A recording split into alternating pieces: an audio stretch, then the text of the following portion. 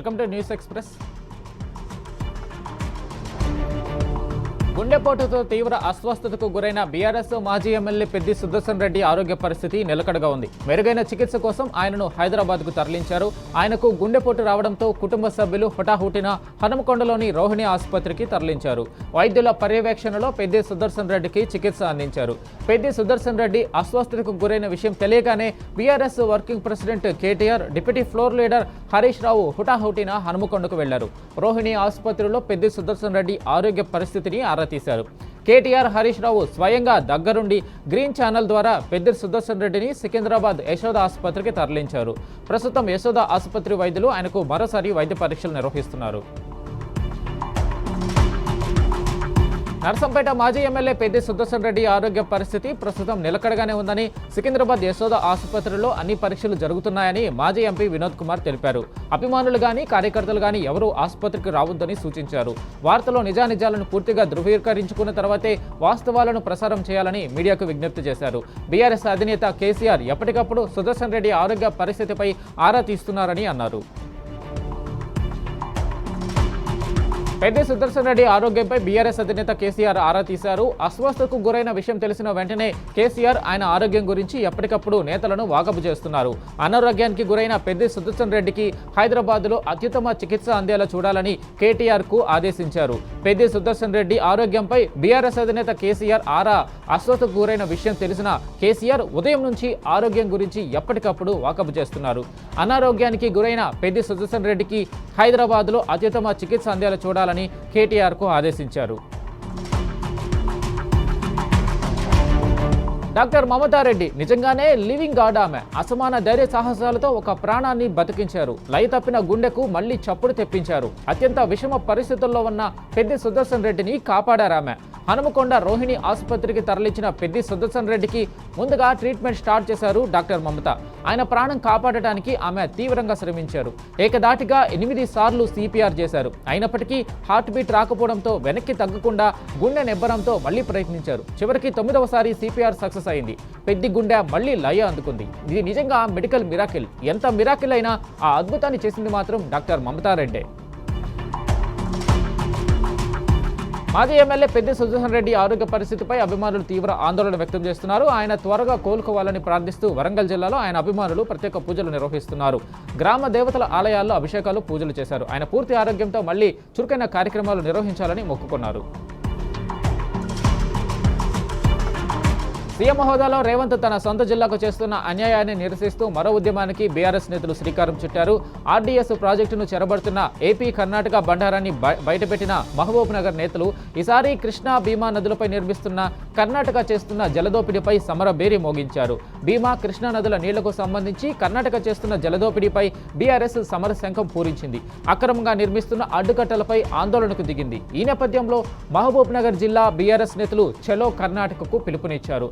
భీమా, Krishna నదులపై bridge come బ్యారేజీల పరిశీలనతో పాటు నారాయణపూర్ డ్యాంను కూడా పరిశీలించారు బీఆర్ఎస్ నేతలు.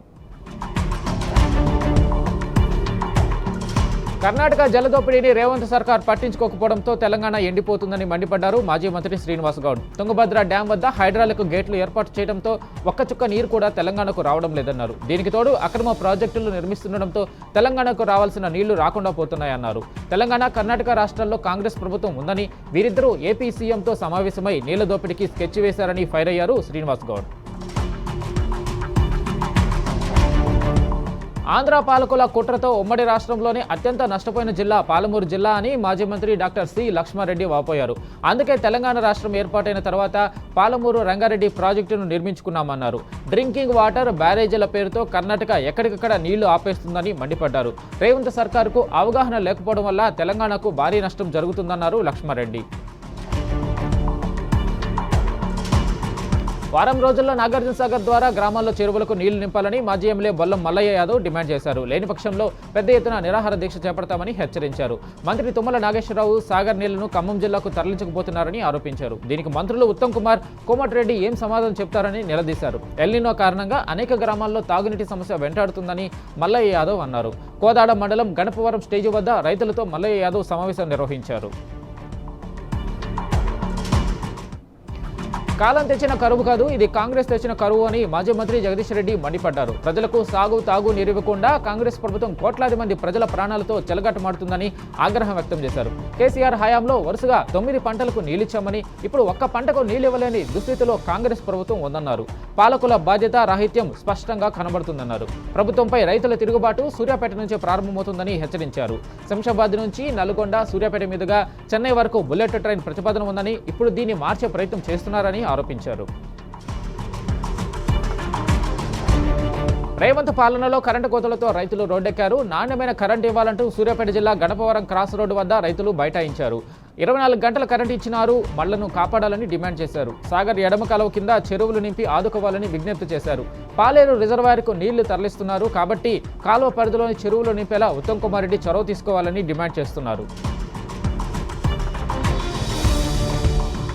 శంకర్పల్లి వికారాబాద్ ప్రధాన రహదారిని వెంటనే పునర్నిర్మించాలని డిమాండ్ చేస్తూ బీఆర్ఎస్ పార్టీ ఆందోళన చేపట్టింది. రోడ్డు గుంతలమయంగా మారి ప్రయాణికులు, వాహనదారులు తీవ్ర ఇబ్బందులు పడుతున్నారని బీఆర్ఎస్ నేతలు అంటున్నారు. లక్ష్మారెడ్డిగూడ చౌరస్తాలో బీఆర్ఎస్ మండల కమిటీ ఆధ్వర్యంలో ధర్నా నిర్వహించారు.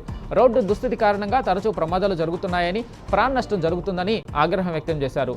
అధికారులకు పలుమార్లు విన్నవించినా స్పందించడం లేదని ఆరోపించారు. అశోరావుపేట మండలం కొత్తకన్నాయిగూడెం గ్రామానికి చెందిన బీఆర్ఎస్ పార్టీ కార్యకర్త సోడెం పూర్ణచంద్రరావు రోడ్డు ప్రమాదంలో తీవ్రంగా గాయపడి నడవలేని స్థితిలో ఇంటికే పరిమితమయ్యారు. ఆర్థిక ఇబ్బందుల్లో ఉన్న సోడెం పూర్ణచంద్రరావుకి అశోరావుపేట మండల సర్పంచుల సంఘం మాజీ అధ్యక్షుడు నారం రాజశేఖర్ 20,000 రూపాయల ఆర్థిక సాయం అందించారు. పూర్ణచంద్రరావును వారి కుటుంబ సభ్యులను పరామర్శించారు. కార్యకర్తలకు పార్టీ ఎప్పుడూ అండగా ఉంటుందని ధైర్యం చెప్పారు. బీఆర్ఎస్ పార్టీ గ్లోబల్ విస్తరణలో ముందడుగు పడింది. బెల్జియంలో 54వ శాఖను బీఆర్ఎస్ గ్లోబల్ కోఆర్డినేటర్ మహేష్ బెగాల ప్రారంభించారు. ఈ సందర్భంగా బీఆర్ఎస్ వర్కింగ్ ప్రెసిడెంట్ కేటీఆర్ 50వ జన్మదిన వేడుకలను బెల్జియంలోని పార్టీ అభిమానులు, ప్రవాస తెలంగాణ వాసులు ఎంతో ఉత్సాహంగా నిర్వహించారు. కేక్ కట్ చేసి ఆయనకు జన్మదిన శుభాకాంక్షలు తెలియజేశారు. తెలంగాణ అభివృద్ధికి యువతకు స్ఫూర్తిగా నిలుస్తున్న కేటీఆర్ నాయకత్వాన్ని కొనియాడుతూ సభ్యులు తమ ఆనందం వ్యక్తం చేశారు. నీట్ పేపర్ లీకేజీపై పోరాడి కేంద్రంపై విజయం సాధించిన జెన్జీలను ప్రశంసించారు ఎన్ఆర్ఐ డాక్టర్ ఎర్రంరెడ్డి తిరుపతి రెడ్డి. అలుపెరగని పోరాటం చేసిన యువతను ప్రశంసించకుండా వారిని దేశద్రోహులుగా చిత్రీకరించే ప్రయత్నం చేసిన కేంద్ర సహాయ మంత్రి బండి సంజయ్పై ధ్వజమెత్తారు. బండి భగీరథపై పోక్సో కేసులో బాధితురాలికి న్యాయం జరగాలంటే కేంద్ర మంత్రి బండి సంజయ్ రాజీనామా చేయాలని, అందుకు సహకరించిన సీఎం రేవంత్ కూడా రాజీనామా చేయాలంటూ తిరుపతి రెడ్డి డిమాండ్ చేశారు.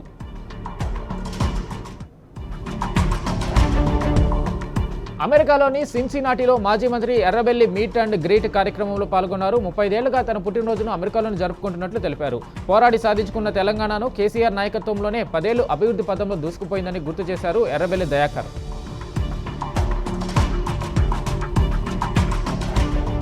మహబూబ్నగర్ జిల్లా ప్రియదర్శిని జూరాల ప్రాజెక్టుకు మొదటిసారిగా స్వల్పంగా వరద ఉధృతి కొనసాగుతుంది. వానాకాలం మొదలై 2 నెలలు గడుస్తున్నా వర్షాలు లేక ఇప్పటి వరకు ఎలాంటి వరద నీరు జోరాలకు చేరలేదు. మొదటిసారిగా 3,250 క్యూసెక్కుల నీళ్లు జోరాలకు వచ్చి చేరుతున్నాయి. సాగునీరు లేక ఆయకట్టు రైతులు చాలా ఇబ్బందులు పడుతున్నారు. ఇప్పుడు జోరాలకు స్వల్పంగా వరద చేరుతుండటంతో రైతుల కళ్లలో మెరుపు కనిపిస్తుంది. సిద్దిపేటలోని అంబేద్కర్ చౌరస్తా వద్ద Jyotiba Phule BC welfare residential school విద్యార్థులు రాస్తారోకో నిర్వహించారు. పాఠశాల ప్రిన్సిపాల్ తమను మానసికంగా తీవ్ర వేధింపులకు గురి చేస్తున్నారని ఆరోపించారు. దుర్భాషలాడుతూ తమ ఇష్టం వచ్చినట్టు మాట్లాడుతున్నారని విద్యార్థులు ఆరోపించారు. ప్రిన్సిపాల్ శ్రీలతను వెంటనే సస్పెండ్ చేయాలని డిమాండ్ చేశారు. విద్యార్థుల ఆందోళనకు బీఆర్ఎస్వి నాయకులు మద్దతు తెలిపారు. మహబూబ్నగర్ జిల్లా వ్యాప్తంగా మటన్ దుకాణాలపై అధికారులు దాడులు నిర్వహించారు. నాణ్యత ప్రమాణాలతో కూడిన నిర్ధారణ స్టాంపులు లేకపోవడంతో మున్సిపల్ అధికారులు ఆగ్రహం వ్యక్తం చేశారు. వైద్యుల పర్యవేక్షణలో వేసే స్టాంపులు లేకపోవడంతో పలు దుకాణాలకు మున్సిపల్ అధికారులు జరిమానాలు విధించారు.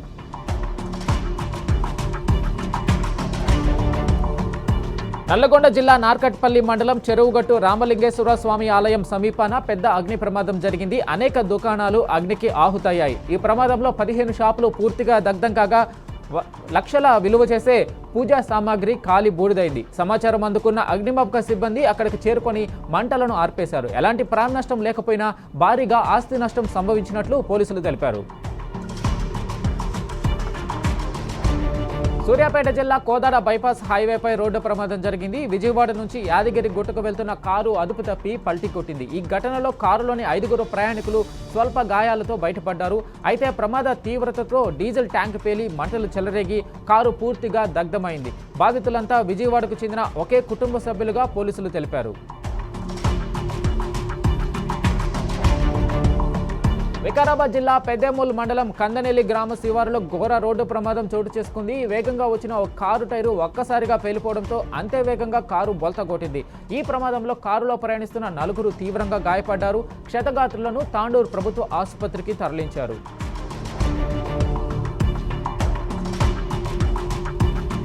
హైదరాబాద్ కూకట్పల్లి పోలీస్ స్టేషన్ పరిధిలో రోడ్డు ప్రమాదం జరిగింది. స్కూటీని టిప్పర్ లారీ ఢీకొట్టడంతో 2 యువకులు మృతి చెందగా మరొకరికి తీవ్ర గాయాలయ్యాయి. క్రికెట్ ఆడటానికి 3 యువకులు స్కూటీపై వెళ్తుండగా అతివేగంగా వచ్చిన టిప్పర్ లారీ ఢీకొట్టింది. రోడ్డు ప్రమాదంలో మహేష్, లక్ష్మీతేజ మృతి చెందగా మరో యువకుడికి గాయాలయ్యాయి. పోలీసులు ఘటనా స్థలానికి చేరుకొని కేసు నమోదు చేశారు. మృతదేహాలను పోస్టుమార్టం కోసం గాంధీ ఆసుపత్రికి తరలించారు.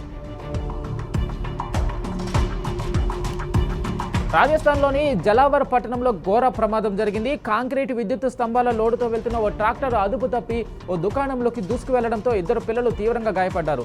ట్రాక్టర్ డ్రైవర్ పరారయ్యాడు. ఇందుకు సంబంధించిన దృశ్యాలు సీసీ కెమెరాలో రికార్డు కాగా పోలీసులు కేసు నమోదు చేసుకుని దర్యాప్తు చేస్తున్నారు.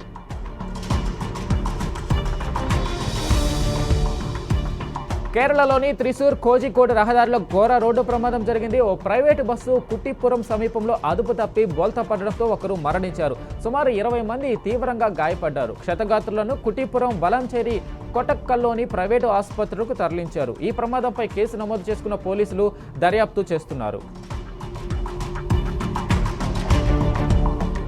సంగారెడ్డి జిల్లా బొంతపల్లి పారిశ్రామిక వాడలోని జీఎస్బీ పరిశ్రమలో విధులు నిర్వహిస్తున్న కార్మికుడు మృతి చెందాడు. అస్వస్థతతో ఒక్కసారిగా కుప్పకూలిన 58 ఏళ్ల రాజు ప్రసాద్ హుటాహుటిన ఆసుపత్రికి తరలించారు. అప్పటికే రాజు ప్రసాద్ మృతి చెందినట్లు వైద్యులు నిర్ధారించారు. మృతదేహాన్ని అప్పగించి యాజమాన్యం అక్కడి నుంచి వెళ్లిపోయిందని కుటుంబ సభ్యులు ఆరోపిస్తున్నారు. మృతదేహంతో పరిశ్రమ ప్రధాన గేటు ముందు కుటుంబ సభ్యులు ఆందోళన చేశారు. ఘటనపై పూర్తి స్థాయి విచారణ జరిపి న్యాయం చేయాలని డిమాండ్ చేశారు. యాదాద్రి భువనగిరి జిల్లా బషవాపూర్లో తీవ్ర విషాదం చోటు చేసుకుంది. స్థానిక రిజర్వాయర్లో చేపల వేటకు వెళ్లి ఒకరు మృతి చెందారు. మృతుడిని హైదరాబాద్ బంజారా హిల్స్ కు చెందిన సయ్యద్ అమీర్గా గుర్తించారు. సంఘటనపై కేసు నమోదు చేసుకుని పోలీసులు దర్యాప్తు చేపట్టారు.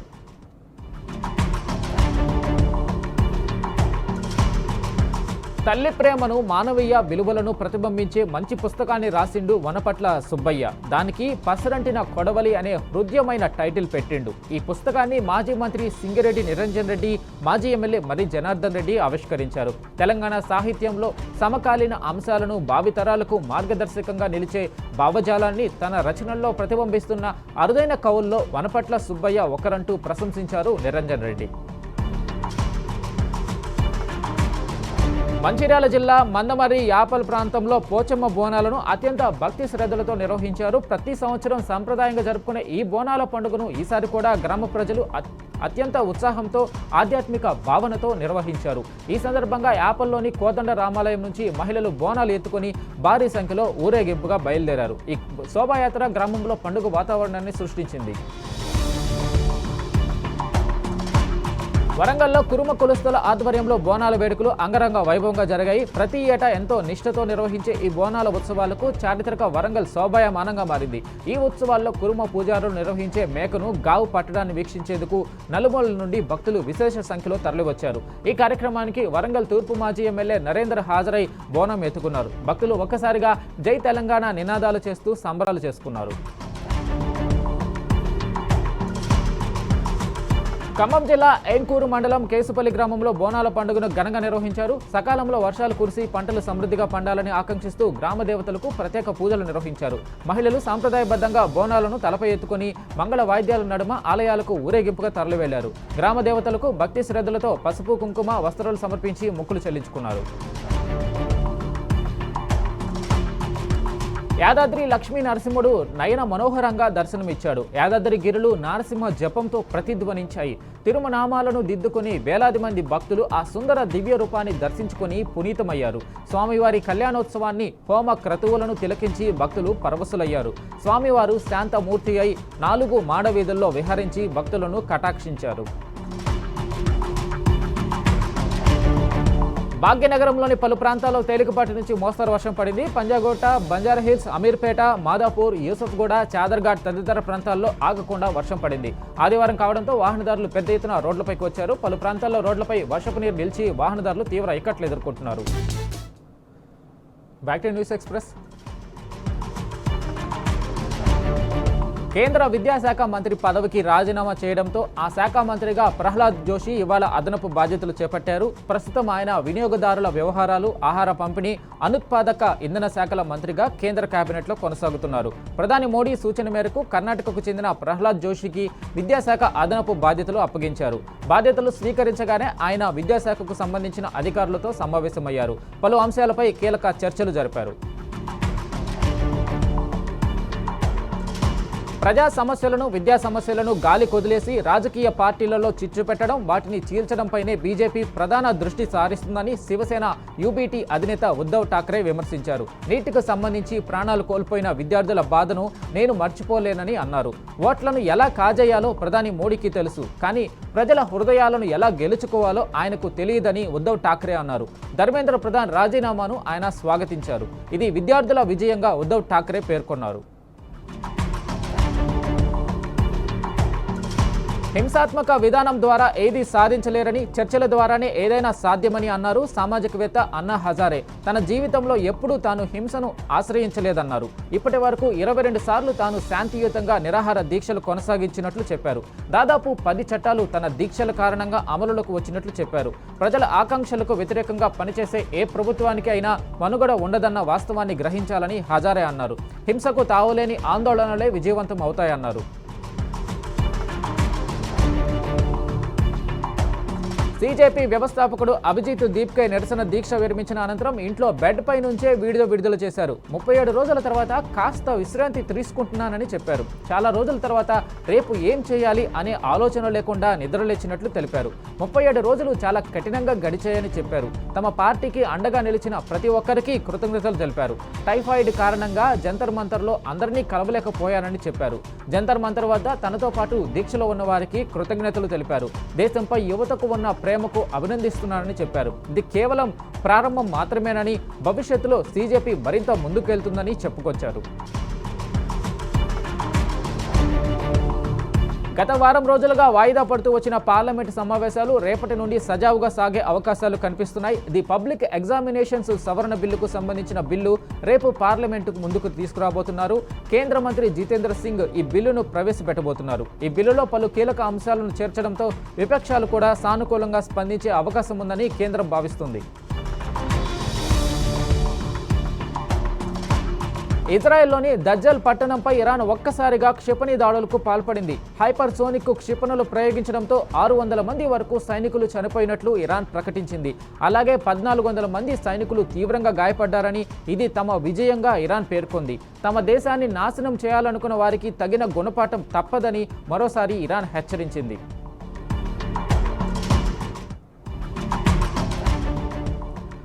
ఇరాన్పై అమెరికా దళాలు భీకర దాడులు చేస్తున్నాయి. ఇరాన్లోని పలు అంతర్జాతీయ విమానాశ్రయాలను లక్ష్యంగా చేసుకుని జరిపిన దాడుల్లో భారీ నష్టం వాటిల్లినట్లు అమెరికా వర్గాలు తెలిపాయి. ఈ దాడుల్లో ప్రాణ నష్టం కూడా భారీగా ఉండవచ్చని భావిస్తున్నారు. దీంతో ఇరాన్ తీవ్రంగా స్పందించింది. గల్ఫ్ దేశాలలోని అమెరికా స్థావరాలపై తీవ్ర ప్రతాపాన్ని చూపిస్తుంది. మిస్సైల్ దాడులతో తెగబడుతుంది. ఇక బహ్రెయిన్లో అమెరికా సైన్యానికి సేవలందిస్తున్న అమెజాన్ సర్వర్ల వ్యవస్థపై కూడా ఇరాన్ దాడి చేసింది. సర్వర్లు పూర్తిగా ధ్వంసం కాగా కోట్ల డాలర్ల మేర అమెరికాకు నష్టం ఏర్పడింది. సౌదీ అరేబియాపై హౌతీలు విరుచుకుపడ్డారు. మిసైల్స్తో దాడులకు తెగించారు. ఈ దాడిలో జాజాంలోని ఆరామ్కో రిఫైనరీ బాలిస్టిక్ క్షిపణులతో పేల్చివేశారు. సౌదీ అరేబియాలో ఇది అతిపెద్ద 5వ చమురు శుద్ధి కర్మాగారం. దీంతో సౌదీకి భారీ నష్టం వాటిల్లింది. అయితే ఇంతకు ఇంత ప్రతీకారం తీర్చుకుంటామని సౌదీ తెలిపింది.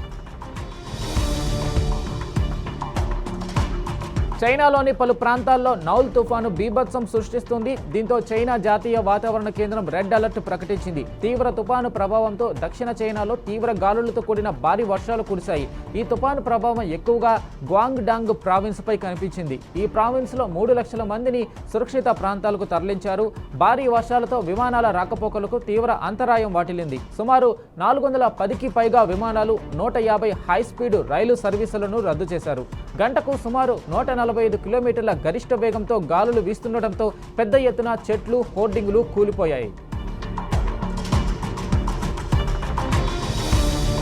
టీ20 ర్యాంకింగ్స్లో టీమిండియా జట్టు మొదటి స్థానంలో నిలిచింది. హరారేలో జింబాబ్వే జట్టుతో జరిగిన సిరీస్ను 2-0తో గెలుచుకోవడంతో ఐసీసీ ర్యాంకింగ్స్లో అగ్రస్థానానికి దూసుకెళ్లింది. ఇంగ్లాండ్ వెనక్కి నెట్టి టీమిండియా మొదటి స్థానంలో నిలిచింది.